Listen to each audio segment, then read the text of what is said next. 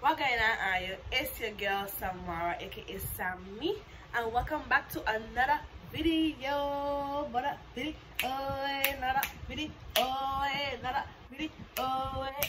Okay, done with it. So today's video, if you haven't read already, we are gonna be doing another story time. So in today's story time, the first story time I told you about my first lady time, you know what I'm saying, my first period. And now in today's video we're gonna talk about, drum roll please, my first crush.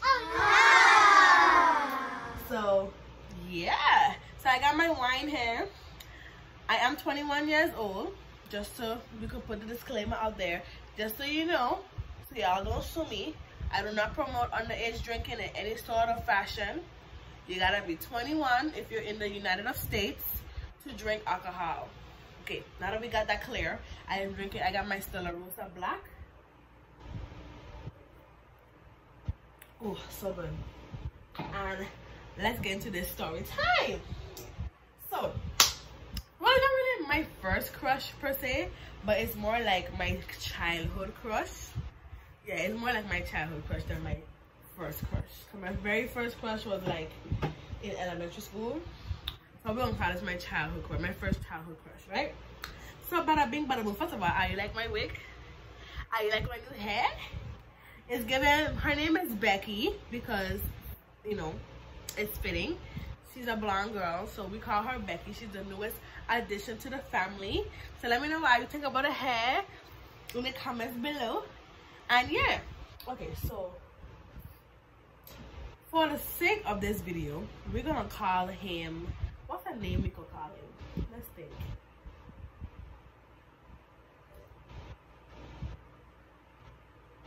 We're gonna call him Michael, right? I don't know why, that's just the first name that came to my mind.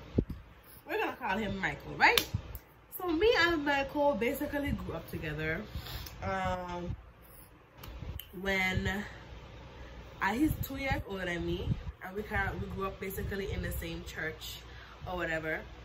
And all my church kids, you know when you have like the only, it was basically like one of the main cute boys in my church that was close to my age group, but all the other cute boys in my church were like 4 to 5 years and plus older than me.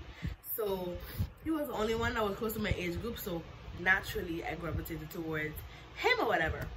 And we were in church, and for my real deal church kids, you know, we spent a lot of time in that church. It wasn't just Sundays. It was Sunday for church itself. Then we come back on Wednesday for Bible study.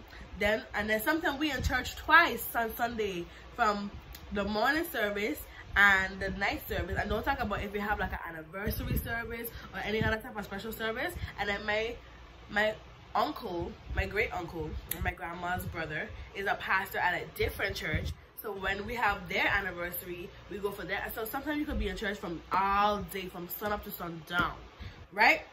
Then you come back on Friday night for youth meeting, and then Saturday night again for choir rehearsal, and then back on Sunday. And then don't talk about if we have like a program or something coming up like Christmas or whatever, baby, we in that church almost every day. And when I was going Conquering and Calvary, I was in that church pretty much every day, like every day. So we naturally spent a lot of time together because we was always in the church, you see me? So boom, right? So I kind of know he was cute. Like I never really thought nothing of it because like growing up he was just there. But what has solidified the crush was after I had brought my friends from my school to my church for the first time, and I was kind of the one to introduce them to him and be like, hey, so I had to tell him like, yeah, this is Michael, right? And then I guess they had kind of see how I had act around him, flurry or whatever the fuck they call it, right? Bada bing, bada boom. Bring them to my church, and then they were the ones that be like, Samara, you like Michael? You like Michael, don't you? It was like You see that SpongeBob episode when Squidward didn't want to admit he liked Krabby Patties, and then SpongeBob was like, and why are your hands sweating? And why you look so nervous? And he was like, you like Krabby Patties, don't you, Squidward? No, wait, it's not what you think. This is a big misunderstanding. You've got to believe me. Listen, I am telling you, you better listen to me, SpongeBob. You like Krabby Patties, don't you, Squidward? That was that moment. That was that moment. So then they were like, I was like, what are you talking about? No, I do not like Michael. Like, I don't know what you're talking about. And oh, I'm like, no, what? I don't know what you're talking about. Like, what do you mean? Like, no. And you know, of course, if somebody tell you like somebody in middle school, I was in middle school at the time, or junior high school, whatever you want to call it. And so, you know, if somebody tell you like somebody, you'd be like in denial bad, like, no. Clearly, I do not like Michael. I don't know where you got that implication from. But yeah, so, boom. After a while, I finally admit I like Michael, right? Like, out loud to my friends that I like Michael, right? Because I had already known that I had like Michael in my mind. But, oh, wow. Damn! I'm so sorry. Anyway, I had like Michael in my mind, but I wasn't telling nobody else that, because why would I do that? Because hello. So anyway, right?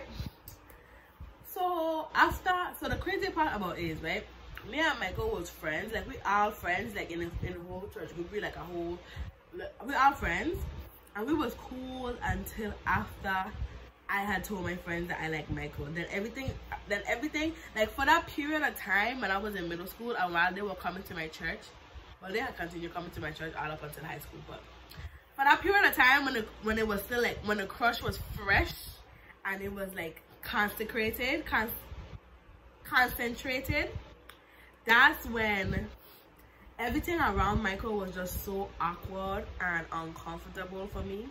And then it wasn't long before everybody else in the church realized that Samara liked Michael. You see me? So they were like, okay, so Samara liked Michael, but even Michael had known that Samara liked Michael. Like, everybody in the church had known Samara liked Michael, but I wasn't saying nothing. You see me? So it had a time. We had youth one time, and I think my friends had just made me nervous, because I never used to be nervous around Michael until they tell me that I like him. Because now you put pressure on it, because I had always liked Michael. Let's be for real. I had always liked Michael. I always thought he was cute, but I never used to make it a big thing. So now that y'all made me admit it and made me make it a thing, now I'm just awkward and shy around Michael, who I've known literally since I was born. You know what I'm saying? Like, I've literally known Michael all my life, and now you're making it seem so weird and awkward because now I said I like Michael. Like, come on. So then that couple of years, it was very, very, very awkward, right? Like, every time he would come around, I'll be blushing, like, I can't control it, like, and then he would be like, hey, listen, when I tell you I had it bad for Michael, like, all throughout high school. And don't think I was, like, wasting my youth on Michael, because I definitely was not. So me and Michael had never really get together or nothing like that. We never kissed, we never do nothing like that. We never was together. It was just a very one-sided crush for basically my whole childhood, right? And I don't think I wasted my youth on Michael, because trust me, I was definitely getting niggas. You see me? But Michael was always just there in the back of my mind, you know, like, if I was with any of my niggas and Michael had tell me one day that he liked me and he wanted to be with me, any nigga that I was with at the time could have got dropped for Michael, swear to God. But I was definitely getting niggas, you know what I'm saying? I wasn't just standing up here waiting around for Michael to realize that he's the love of my life. Come on. Who does that? I was definitely getting niggas. But he was always just there in the back of my mind for so long. And so then I have started to live in a fantasy land with Michael, like, oh, so let me tell you a little story. Well, a story within a story. So I remember it had a time, so like everybody used to tease me about Michael, everybody in the church. It was just a known fact that Samara liked Michael, right? And so after a while I had got sick of it and I had just stopped start acting like I didn't like Michael no more. Like the crush, like the intensity of the crush had kind of died down, and it was just like a normal thing now. So yeah, it had just become normal or whatever. So then for when it wasn't, so it had a time we went Water Island, right? It had a time we went Water Island, and them man had swum out to this very far buoy thing, and I was not swimming out with them because I cannot swim and I didn't want to drown. So I mean, I could swim, but I could swim like if I need to save my life, and I could swim like in shallow water where my feet can touch the ground. But to say like I could swim out far and then come back with a group of people, no, I got anxiety. I just didn't want to drown, you right? So I didn't go with them because I can't swim up there. I don't know what they did up there. I don't know what they talked about. I wasn't there, right? They came back to shore, and my best friend is who they had to save. Like one of Michael's brothers had to save my best friend from drowning. So if the both of us was there, both of us bitches would have been drowning, and Michael brother can't save the both of us, bitch. So I saved both of our lives that day by not going. But let's get to the point of the story. After everybody come back from shore, I was sitting on, like, I was hanging out in the shallow with one of the adults that was on the trip with us from the church, with her daughter and her son. I was hanging out with her in the shallows, and we were just there chatting. She was like, "Samara, why you didn't go out with them? What are you doing? Why you didn't go out with them?" And we just having a little chatty chat, right? I was like, "Cause I can't swim." Boom, boom, boom. Everything I just tell you, right? So boom. So now everybody come back to shore, right? And by the time everybody come back to shore, me and the adult, and me and the lady, and everybody else that was on the shore still had came up on the sand, and we were sitting on these little chairs or whatever. So I was sitting on this little bench. I think I was reading a book. I was on my phone, and I was doing something on there. And everybody was just kind of gathered around, chatting or whatever. And then the lady, she just showed up, asked me. She was like, I was like just kind of ignoring that conversation. I was kind of like in my own wall or whatever. And she just told her to look to me like straight up. She was like, "Samara." I was like, "Yes, ma'am." She was like, "You like Michael?" Straight up, she was like, "You like Michael?" And I turned to her with a straight face, and I was like, "No." And she was like, "But you used to." And I was like, "Yeah." And she was like, "Well, there you go." So I guess they were having a debate as to whether or not I still like Michael. But I was like, "Bitch, when I tell you," the acting came on me, because I very much still liked Michael in that moment. But I was like, "No, you're not gonna get me to fucking admit I like Michael in front of all these motherfucking people. Like, hello, come on, can we please be fucking for real? Who's gonna do that? You're not gonna put me on the spot and expect me to tell the truth? Of course not." And then the craziest part about it is, I never had a one-on-one conversation with Michael to this day, ever telling Michael how I felt about him. Isn't that something? The fact that he knew that I like Michael, I knew I like Michael. He knew I like Michael. Michael knew he liked Michael. Michael knew I like Michael. Michael's whole family knew that I like Michael. The whole church knew that I like Michael. But yet, me and Michael never had a conversation between me and Michael about how I felt about him. Isn't that something? That is really something. But bitch, let me tell you, I have been delivered. Hallelujah. I have been delivered, Jesus, from the curse, from the chain of Michael. Hallelujah. Amen. Ooh. Toast to that. But yeah, so coming up now. So now don't talk about Comfort 2 now. Guy, when I tell you, I have a whole list of stories, of Comfort 2 stories for you. Because Comfort 2 was a time, like everybody who know about Comfort 2, that shit was the only the early years. So the last couple of years were a little, but the people that was there made it lit. You see me. So I have a whole, I just stay tuned for the Comfort 2 stories, because boom, it's some shit that went down in Comfort 2. But anyway, so all throughout high school, you know, Michael was cute. He was attractive, everybody, and then he was on the football team in high school. So remember I tell you, he was 2 years older than me. So when I was in 9th grade, came into the high school in 9th grade, he was in 11th grade, right? So he was on the football team, and everybody in school was like, oh my gosh, Michael is so cute. Michael is so fine. Like, oh my gosh, you know Michael? And like, I had kind of I didn't feel away, but I was kind of like, what are you talking about?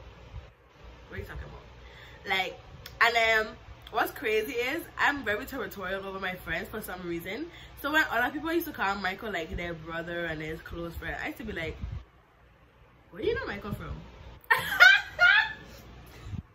I used to be like, where do you even know him from?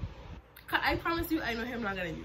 So like, and don't ask me why. That was not even just with Michael, that was with all of my friends. Like even with my brother, who I call my brother, even with him, like when other bitches used to call him their brother, I used to be like, who even are you? Like, where do you come from? Like, who the fuck do you think you are calling him your brother? Like, bitch, he don't even know you. I'm just kidding. And don't ask me why I was like that. I was just very territorial, especially over my male friends, because first of all, my female friends, I didn't have as much, right? I didn't have as much female friends. I only have like 2 bitches that call my female friends, and one of them went to a different high school, so I didn't have to worry about that. But she had all. But back to the point. I was very territorial over my close male friends. So I was just like, who is these random bitches talking about, oh, Michael is my this, Michael is my that. Okay. But anyway, and that's literally how I used to be. Obviously, I've grown, and I know that I don't have no ownership over nobody. But that's how I used to be back in the day, you know what I mean? When I was just a young whippersnapper, you know what I'm saying? So he had a girlfriend, he had all kind of girls rooming and stuff for him.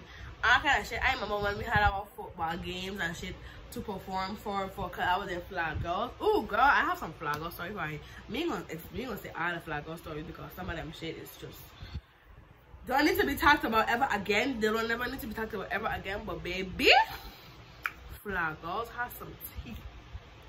If you know, then you know, bitch. But anyway, I used to put his football number on my face. Like, I really was walking around like that was my man. Like, swear to God. Even like, in Alshore High School, this nigga would always be in my dreams. Like, when I tell you in my dreams, this nigga was the main character in all of my motherfucking dreams. And it never happens to you. Like, you have a crush on somebody and then all of a sudden they're in all of your dreams. Like, it's like your subconscious is knowing that you can't be with them in real life, so let me just give you what you wanted from real life in another dimension. Like, think about it like that. Like, cause we had a blast in my dreams. I'm not gonna tell you about the dreams. Any romantic dream, any dream I had that had like any type of romantic plot line, he was most likely there. Like, when I tell you I had it bad, I was living in La La Land, okay? I was the capital of the delusional city. I was not the capital. How I gonna be a capital, bitch? You dumb? What is it called? The president. I was the president of Capital Town, bitch. The mayor of Capital Town. Of delusional. What the fuck are you saying? Can you get your English together? I was the mayor of delusional town. There we go. There we go, English, finally. It's a wine. It's a wine. But anyway, let me get to the point. So, what else I could tell you about? That's pretty much it. We met when we was in Pampers. I developed a crush on him like halfway through middle school. And like, well, like elementary school up to middle school, and then it just kind of ceased in high school. Not ceased, but it kind of wasn't as intense in high school, because in high school I had niggas to worry about. So I had other niggas to have my attention, so the crush wasn't as serious in high school. But elementary school and middle school, when I had no niggas and he was the only nigga in my focus view, oh yeah.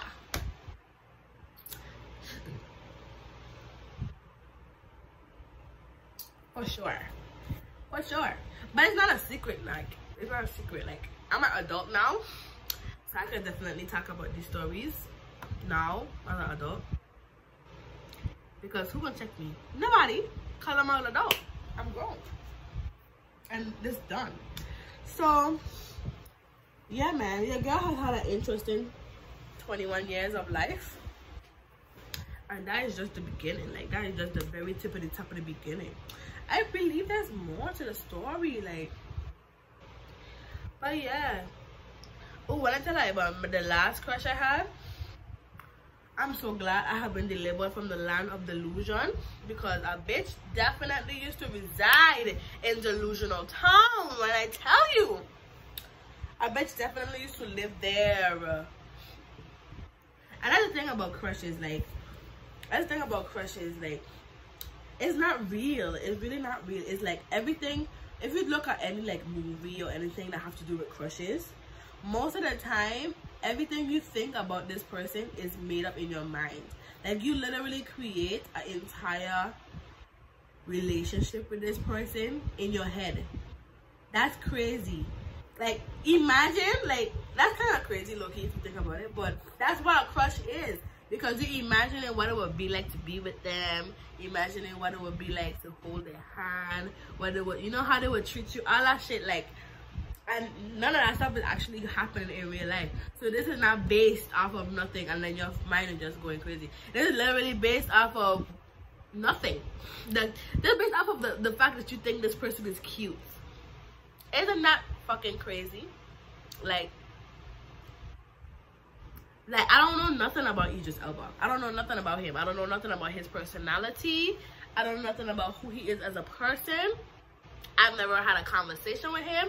I've never been in the same area as him. I've never held his hand, nothing. But do I still fantasize about him? Absolutely. Have I not imagined our wedding? Hell yeah. Oh yes.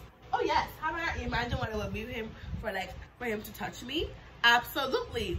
But I've never had a conversation with him in my life. But that's what a crush is. It's based off of fantasy.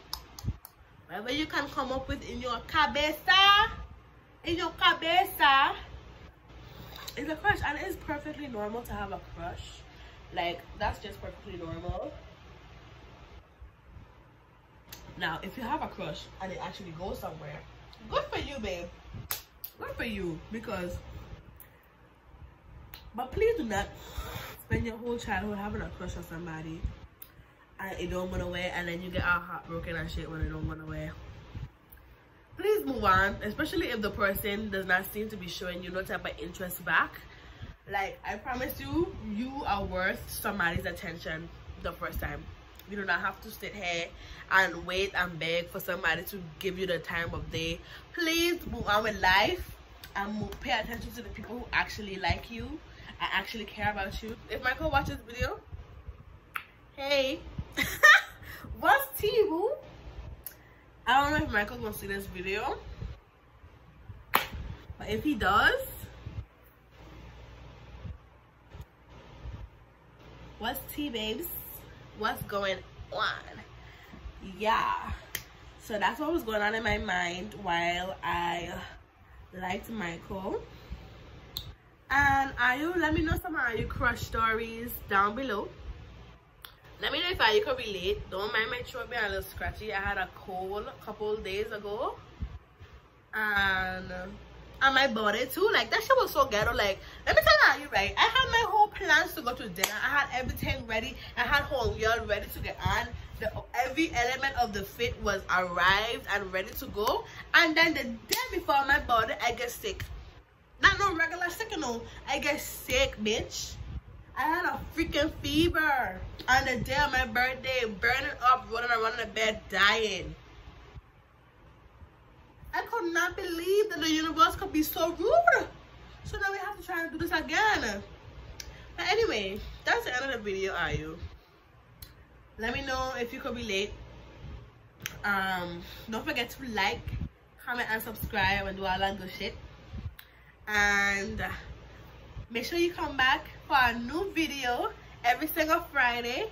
I can't tell you what time because YouTube will take forever, but every Friday, bitch, at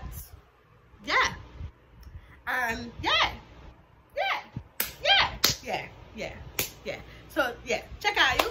Have a good day, stay lovely, and be safe. Toodles.